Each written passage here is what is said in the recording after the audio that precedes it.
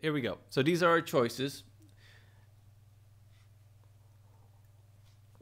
He said it's too early to go to canteen. I didn't go there first last time. We have the clubhouse. We have the music club. And here we go. So yeah, that's Sylvia and Lena. Oh no, Lena and Miku. Oh, it's Zoe. That's hers. So I don't think I went to the kitchen at all last time. I wonder what happens if I go to the kitchen now. Let's go to the library first. No, I want to go to the nurse first. Oh well. Actually, I love reading, but spending days in the library, currently circumstance. So I better hurry up and with this checkpoint. As I stepped inside, a memory from my childhood emerged in my head. It was a very vivid one. I'm 7 or 8 years old. I'm at a library with my mother. While she's looking through the books I might need for my studies, I'm sitting in the corner looking through the collection of comic books. Back then, I didn't know why they had so many, or why couldn't I take some with me. The notice of collective property was something my mind hadn't grasped yet at that age. However, back then, the whole concept of property was a bit hazy to me to begin with. The memory seemed even strange now, while I was standing in this particular camp, while there might have managed to build communism in these years. Soviet symbolism was all over the place. Yes, quite. I mean, look at all the... Actually, America had a lot of... it was a similar art style, too, even back then during the Cold War. Not Cold War, World War. Symbolism itself. Of course, I wasn't planning on reading any of those. Getting acquainted with the full collection of books by Marx was the last thing on earth I would think of. Where's the librarian? I didn't spend much time looking for her. I looked closely. Short hair, thick glasses, a rather cute face. She was snoring peacefully. I just couldn't wake her. I can't wait. If she doesn't wake up in half an hour, maybe then. Or I can wait, rather. I could just sit there, so I looked at a random book from the nearest bookshelf. The World as Will and Representation. I opened it thoroughly in the middle and started reading. The life of a man, with its endless upkeep, wants and suffering, is to be regarded as an explanation of pervasive what? I can't read. Anxiety of debt. Is not evidence that our existence itself involves guilt? At any rate, we always exist from time to time, playing with death for our birth. We always exist and alternatively bear all the joy and sorrow of life, since neither of both can pass without some effect. Thus, that is a result of our steaded will to live. Thus, the fear of death, which in spite of all its miseries of life holds us in... Wait a minute. Which, in spite of all its miseries of... I can't read. Then you just read it for yourself. There you go. I read some book. I closed and quickly put it back in place. What a nice habit, knocking on the door. I should pick it up. It was Lena. Oh. Hey. I smiled. Hi, I just want to return this book. She handed a copy of Gone with the Wind I saw yesterday. Oh, Zoe's sleeping. I'll come back later. I'm awake.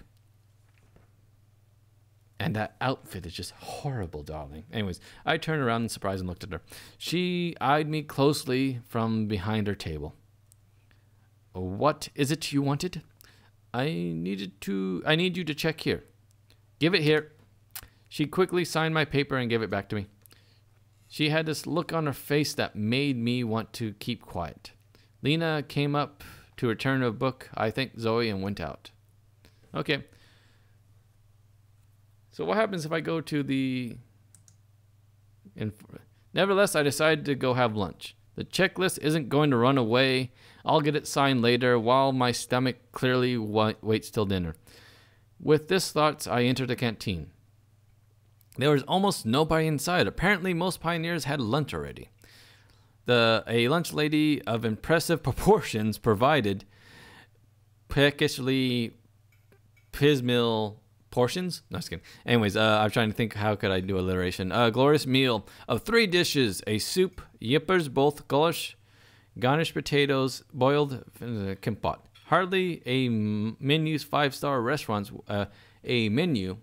Hardly a menu 5-star restaurant would envy, but I was too hungry to care. After all, compared to the usual meal of ramen and macaroni and cheese, this indeed wasn't too bad. I sat at the nearest table and concentrated on chewing. My focus was disturbed by the sudden mighty slap on my back. I even choked. Olga was standing there in front of me with a victorious look on her face. I'll choke the life out of you one day. Catch me if you can. She stuck her tongue out. You tried once and you couldn't. All right, then I'll ambush you somewhere. That's unfair. Look who's talking, Miss Fairplay. I grinned. Oh, you'll wait. I'll get some food and come back and we'll eat together. Excuse me. She had a huge roast beef on her plate and a few large boiled potatoes. Compared to my royal feast, where did you get that? You gotta know places. She looked and grinned with all 32, her 32 or however many she had teeth. I wouldn't stand for this. I never was a master of pranks, and in school I often found myself on the bully side, but I had to get back at her somehow. And what if Olga finds out that you were stealing food? I'm not stealing, she flared up. That's what you're going to tell her. I wonder if she'll believe you. And how would she know? Well, that depends on many things. Like what? Olga looked me in the eyes. Bring me a bun. A sweet one. Where am I supposed to get it? Well, the same place you got all this. I pointed at her plate. She hesitated. All right, 1 bun. And promise that you won't tell Olga. You have my word as a pioneer. She ran off towards the kitchen without hesitating. I opened a pepper box and emptied it into her drink. Just as I finished, the restless girl came back. Here you go, you racketeer. Looked like she didn't notice. Oh, now, who drinks her cup up last? What? Don't be silly. Silly? Watch me. Look who talking, yeah. So we trick her into drinking. I smiled mischievous. Watch me then. 1, 2. Cough, cough, cough. She didn't even let me grab my glass, and in one quick motion, she downed her drink.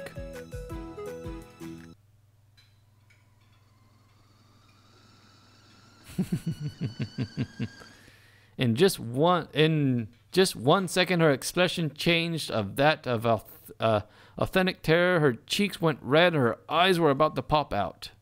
She jumped from the table and rushed to the table where she was drinking water, spitting and yelling as she went. You! I decided not to wait for her and went outside, giggling to myself while finishing my bun. All right, so we pissed off Olga now. That's interesting. I don't know how that's going to play out in the future. Let's go to the infirmary because we might need it someday. What's the point of visiting an infirmary? My health was fine. Fresh air clearly did me some good. I felt fresher than usual. You know, sometimes you have that unfresh feeling. But I just have to visit. I entered. Bow, chicka, bow, wow. I come in furry like a school doctor's room, except something else. A middle-aged woman sat at the table. Obviously, the porn music helped. Excuse me. I had to take some liquid courage there. She gazed intently at me, assessing me while continuing to write something. Why, hello there, pioneer. Again, I'm assuming that's how she's saying it. Seductively, and again, just look at her hand. Again, if you're looking at her hand and not below it. said the nurse without being distracted from her work. Good afternoon, ma'am. I have something I would like you to look at.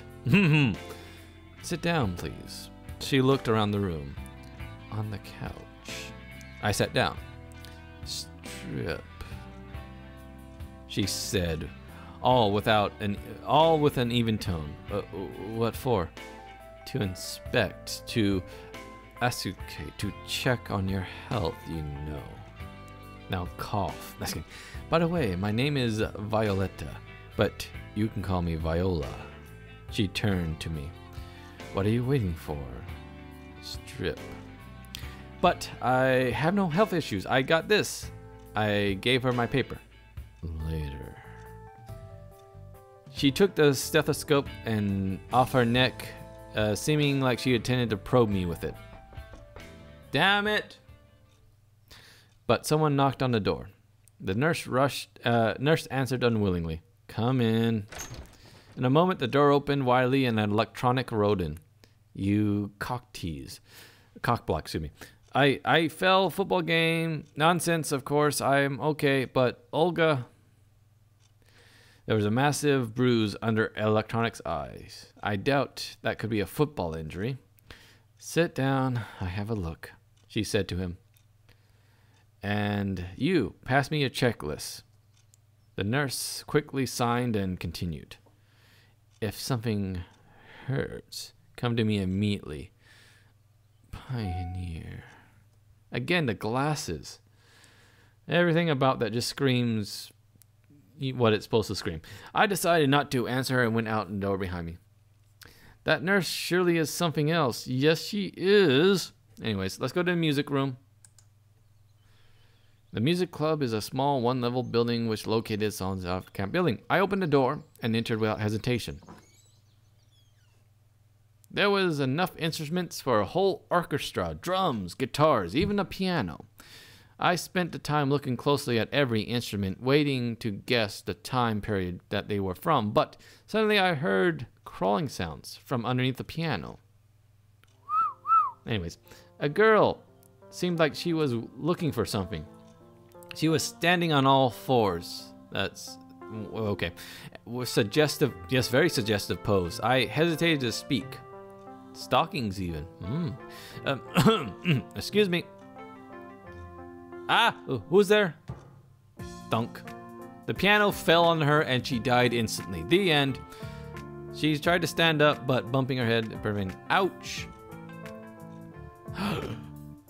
The horror on her face suggested that I looked like a monster. She struggled out. Sorry, I scared you. Oh, it's nothing. Oh, you got a checklist. You must be new here. Yes. My name is Miku. No, really, I'm serious. No one believes me. My real name. My mother's Japanese. My dad met her while he was building. Well, it wasn't him who was building. He's an engineer. And he was working on a nuclear power plant there. Oh, dam or bridge or whatever. She was talking so fast she swallowed half her words and she tried to pronounce. I'm Simon. Great. Want to be in my club? It's only me for now, but there will be two if it's us then. And do you play anything? Excuse me. When I become antisocial, I brought a guitar and learned a few chords, but then I forgot about it since I quit. That required more in the I can't read today. I don't know why I picked today to do a visual novel, but we'll plow through this like we hope to plow on the girl. Anyway, I wasn't planning on doing anything like that really. Oh, it's okay. I'll teach you. Maybe a trumpet, for example. How about a viola? Or violin, excuse me. I know you want to do viola, but I was hoping you want to play a violin instead. I know it all, honestly. But there was no point in arguing with this orchestra girl. She seemed only another cascade of words waiting to blast at me. Hey, I'll think about it. Can you sign this for now? Yes, sure. Give it to me. But come on, I'll sing too. I'll sing Japanese folk songs. Or maybe I could do Russian or something, something more commentary. Sure, thanks. Anyways, gotta go. Of course, come by anytime. That blush look. To the end of her sentence stayed inside me. It might be nice to hang around with a guitar in the evening, but in such company. I turned and leave and came face to face with Alice. She eyed me suspiciously. Why did you come? The checklist. Got it signed? Yes. Then move it. Alice went inside and I hurried to leave the place. So you can do. Last time I did all the things, I didn't go to the kitchen. Huh, interesting. I didn't know you could do all 5. I went to the clubhouse. To tell you the truth, I never really liked extracurricular activities. At school, I used to find an excuse to skip extra classes. At university, I had no interest in participating in student council. I was interested in boxing, aero modeling, and sewing and nude photography, but that was about it. So I came here just to check off the box. Nobody was here. I found myself in something like a hut of a junior robot enthusiast.